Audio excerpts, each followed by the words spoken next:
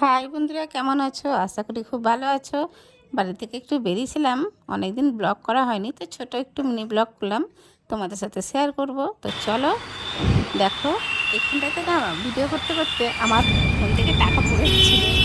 তো তাড়াতাড়ি করে গাড়ি থেকে নেমে টাকাটা তুলে নিলাম। তো বর্মশাই তো আমাকে একটু বকাবকি করলো, ওগুলো পছন্দ করে না যদি ভিডিও করি। তা কী করবো, যদি করেই ফেললাম, একটু বকা খেলাম। তো দেখো কেমন লাগছে রাস্তাঘাটগুলো।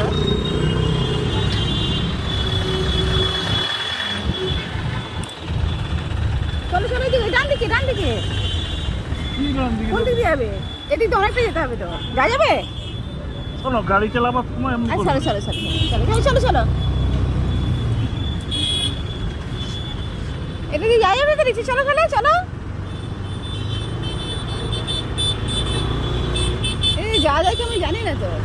জানো না তাহলে চুপ করে বসে থাকো।